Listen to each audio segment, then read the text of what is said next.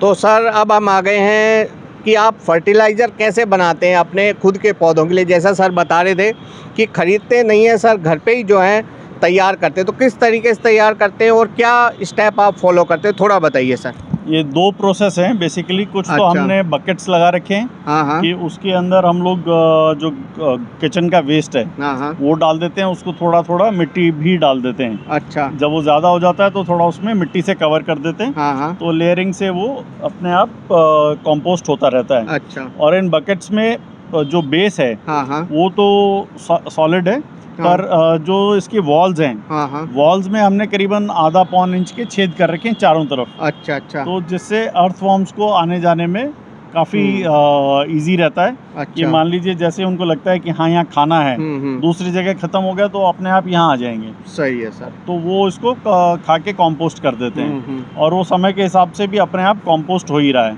सही है। और मान लीजिए पानी ज़्यादा हो गया बकेट्स में, उनको सेफ जगह चाहिए तो वो उन होल्स के थ्रू निकल भी जाते हैं और अपना सेफ्टी में चले जाते हैं। अच्छा। थोड़ा सा हायर जगह पे जहाँ उनको पानी कम मिले।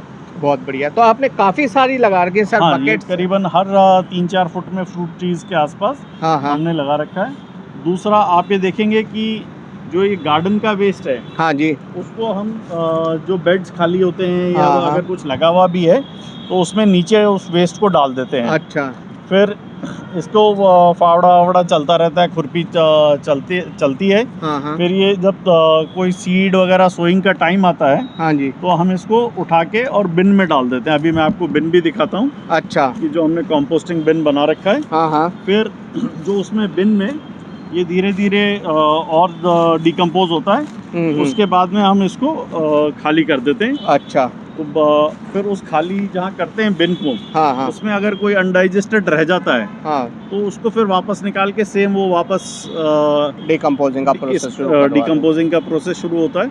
अच्छा। तो वो वहाँ से जो उठ के आता है वो तो कुछ दिन में अपने आप ही मिट्टी में मिल जाता है। बहुत बढ़िया बात है। तो मतलब प्रॉपर जो हमारा जो किचन वेस्ट है उसको प्रॉपरली डिकम्पोज करके आप पूरी तरीके से काम में ले रहे हैं। किचन का भी और गार्डन का भी। अच्छा। कोई अगर मोटी लकड़ी है किसी पेड़ वगैरह की, हाँ, कि ज़्यादा ही बड़ी हो गई है तो उसको हम जलाने के काम में ले लेते हैं। हाँ। सर्दियों में आग तापना है, अच्छा। चूल्हे पे कोई डिश बनानी है, रोटियां बनानी है। हाँ जी, हाँ तो जी। उसमें काम आ जाता है। बहुत बढ़िया बात और है जो सर। छोटी लकड़ियां होती है पतली, वो तो कंपोस्ट हो जाती हैं। बहुत बढ़िया बात है। तो इस तरीके से आप जो है पूरा उसको यूटिलाइज करके और गार्डन का जो फर्टिलाइजर गार्डन में ही अपन यूज में ले रहे हैं। बहुत बढ़िया बात है सर। लहसुन, प्याज, हरी मिर्च वगैरह हैं, हाँ। उनको पेस्टिसाइड में काम में ले लेते हैं। हाँ जी। तो पिकल्स वगैरह बनते हैं तो उसमें काफ़ी सारे मसाले हम लोग हमारे घर पे ही साबुत मसाला ही आता है। अच्छा। तो उसमें मिर्ची की जो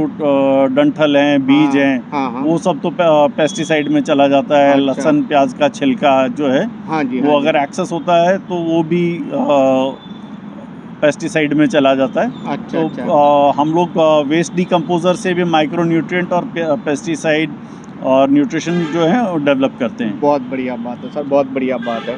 तो सर आपने कीमती समय दिया, आपका बहुत बहुत धन्यवाद। का भी बहुत बहुत धन्यवाद। हमने गार्डन दिखाया आपने आपका, और बिल्कुल बहुत अच्छा लगा। जिस तरीके से सर जो है नेचर लवर हैं और इतना गार्डन डेवलप सर ने किया हुआ है और रिसाइकल कर रहे हैं वेस्ट को भी, तो सर बहुत ही आपका जो है जो काम है बहुत सराहनीय है।